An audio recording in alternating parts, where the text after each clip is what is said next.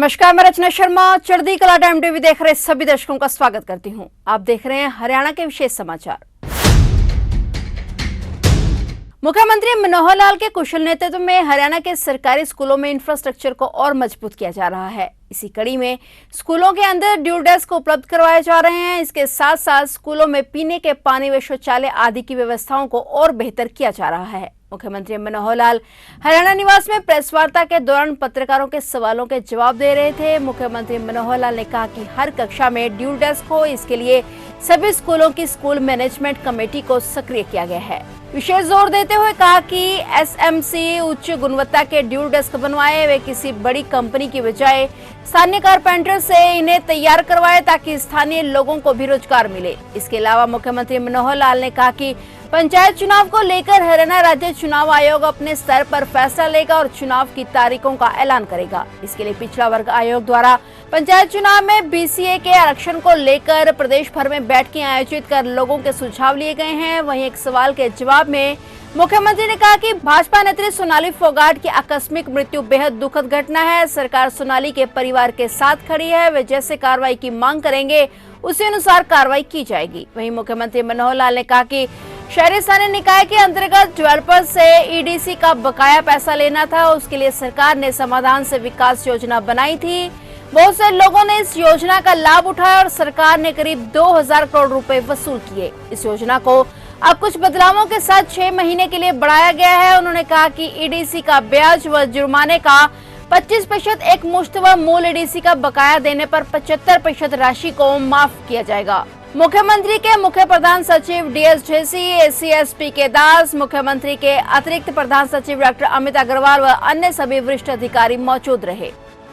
सड़कों का विषय आपके सामने रखूंगा कि हमारी सड़कें, जैसे मैंने बताया कि 5-6 डिपार्टमेंट हैं, PWD, HSMB, urban local bodies, HSIDC, HSBP, town country planning और एक है नेशनल हाईवे। लेकिन नेशनल हाईवे का काम हमारे पास नहीं होता, वो सब national highway authority of India वो उसको देखती है और वो हमारे बहुत अच्छे काम चल रहे हैं, उसके बारे में कई बार बता चुका हूँ मैं।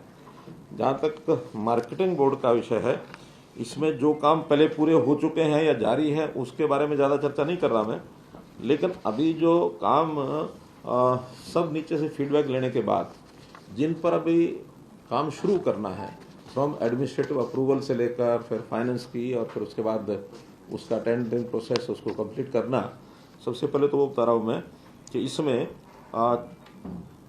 850 किलोमीटर की सड़कें हैं और कुल सड़कें हैं ये 313, जिस पर लगभग 425 करोड़ रुपया खर्च आएगा। मार्केटिंग बोर्ड की सड़कें सामान्यतः जो वहाँ फीस आती है, मार्केट फीस, उसी में से बनाई जाती हैं, क्योंकि अभी पिछले 2-3 वर्षों से ये जो फीस आने का क्रम है ये थोड़ा कम हुआ है। कुछ तो 3 कानूनों के कारण से, कुछ हमने उसमें रेट कम कर दिए और कुछ एमएसपी से रेट ज़्यादा मिलने के कारण से बिक्री मंडियों से बाहर होने लगी, तो उसके कारण से स्वाभाविक है मार्केट फीस उसमें से पिछले 3 साल कम आई है। फिर भी हमने कहा कि इन सड़कों को सबको बनाएंगे। डिपार्टमेंट ने यानी हमारे बोर्ड ने कहा कि हमको 150 करोड़ रुपये अतिरिक्त मिल जाए तो ये सारी सड़कें बना देंगे। वो पैसा एचआरडीएफ के फंड में से विदाउट इंटरेस्ट उनको उपलब्ध कराया जाएगा ताकि उनके पास जब पैसा आएगा तो वापस दे सकेंगे।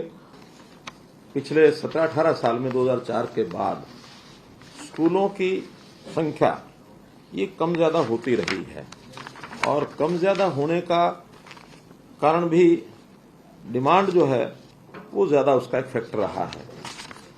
डिमांड के साथ साथ वहाँ की बच्चों की संख्या और वहाँ की कितनी आवश्यकता है इस पर शायद पहले कभी ध्यान नहीं किया गया और उस डिमांड में number of teachers, number of students के हिसाब से, या एक जो बड़ा विषय पिछले सालों से चलता रहा जिसको बहुत ध्यान नहीं दिया गया कि एक भवन में 4 प्रकार के अलग अलग स्कूलों को 4 स्कूलों की मान्यता दे दी।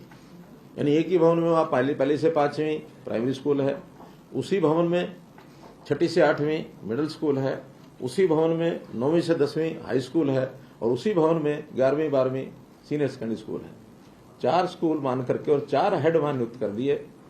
ये नहीं ध्यान में रखा कि एक जो स्कूल है जिसको मानो 9वीं 10वीं है या 11वीं 12वीं है, 2-2 क्लासेज हैं, कई बार तो सेक्शन ही एक होता है और वहां टीचर जो के सब्जेक्ट वाइज होते हैं, तो जिन टीचर्स को एक मिनिमम पीरियड 30 पीरियड 35 पीरियड पढ़ाने होते हैं सप्ताह में, उनको पढ़ाने का स्कोप ही नहीं है।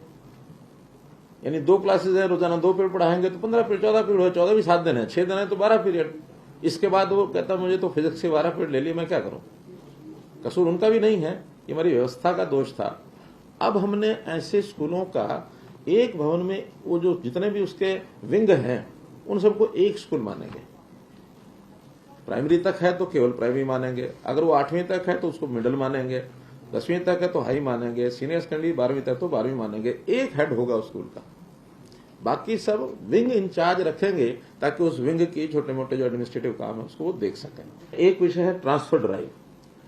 ट्रांसफर ड्राइव 2016 से हम कर रहे हैं और हमारी पॉलिसी ऐसी है कि पूरे देश में काफी प्रांतों ने इसको अडॉप्ट किया है और इसका जो सेटिस्फेक्शन लेवल है, आप सुनकर के आपको सबको अच्छा लगेगा।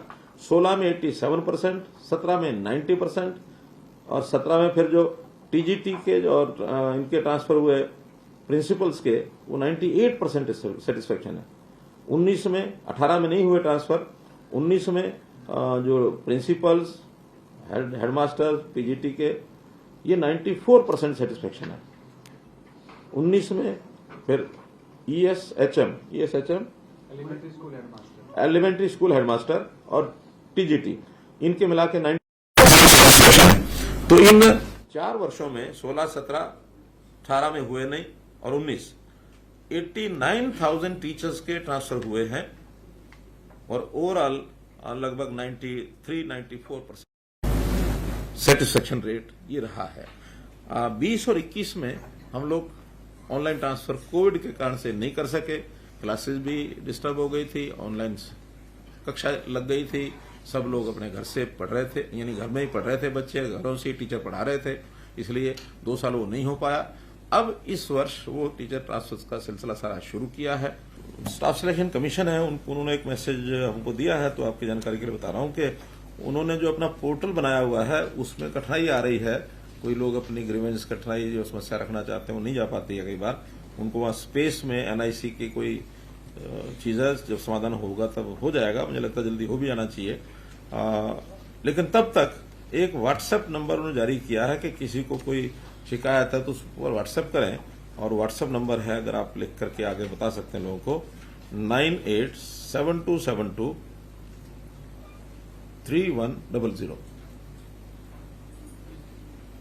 987272 3100 ये उनका व्हाट्सएप नंबर है। और ये अगर सबको पता लगता है तो लोग अपनी शिकायत को इस व्हाट्सएप सुविधा पर उसका उपयोग कर सकते हैं। एक स्कीम हमने टाउन कंट्री प्लानिंग की दी थी, जो CLU जो प्रोजेक्ट जो डेवलपर्स थे, उन डेवलपर्स के पास जो डेवलपर्स से जो EDC का पैसा बकाया था वो उन्हें लेना था, उसकी पेनल्टीज और उसके जो इंटरेस्ट हैं वो काफी ज्यादा हो गए, तो वो लोग भरने में आनाकानी थी। एक स्कीम हमने बनाई थी समाधान से विकास, 15/8/22 उसकी लास्ट डेट थी। 2 साल तक इस स्कीम को हमने चालू रखा था, बहुत लोगों ने उसका लाभ उठाया, लगभग 2000 करोड़ रुपया EDC ये रिकवर हो गई थी। उस स्कीम में यह था कि जितना इंटरेस्ट है और पेनल्टी है, पेनल्टी तो शायद सारी माफ, क्यों पेनल्टी नहीं 25% इंटरेस्ट का, प्रिंसिपल तो पूरा देना, प्रिंसिपल तो पूरा ही है, मैं 25% किसका है, अच्छा दोनों का, यानी इंटरेस्ट प्लस पेनल्टी उसका 25% वन टाइम, और जितनी ओरिजिनल EDC बकाया वो सब दे दें तो 75% उनको फ्री कर देंगे। इसके कारण से 2000 करोड़ रुपए की रिकवरी हुई है। कुछ लोगों की डिमांड आई कि इसको थोड़ा समय और एक्सटेंड कर दें, कई प्रकार की, क्योंकि रनिंग बिजनेस में लोगों के पास पैसा कब आता कब नहीं आता वो सिस्टम है अलग अलग, तो उन्होंने कहा कि इसको कुछ समय के लिए और बढ़ा दें। 6 महीने के लिए इसको हम बढ़ा रहे हैं। लंपी स्किन डिजीज LSD ये पशुओं में ये आ गई है और पिछले लगभग 1 महीने से ये सारा विषय चल रहा है, तो इससे 3497 गांव ये लगभग प्रभावित हैं, यानी देखा जाए तो आधे से ज्यादा हरियाणा है। और इसमें जो गौशालाएं हैं वो भी 600 में से लगभग 286 गौशालाएं ये उसमें प्रभावित हो चुकी हैं। कुल आज जो प्रभावित पशु हैं नहीं, जो आज नहीं, जो हो चुके वो 52,544, जिसमें से ठीक हो गए 29,104। तो लगभग 23,000 पशु आज भी जिनको कहना चाहिए कि जैसे एक्टिव हम उस समय कहते थे, तो आज भी एक्टिव है। फिलहाल हरियाणा के विशेष समाचारों में इतना ही, और नए समाचारों के साथ फिर से हाजिर होंगे। तब तक के लिए देखते रहिए चढ़ती कला टाइम टीवी।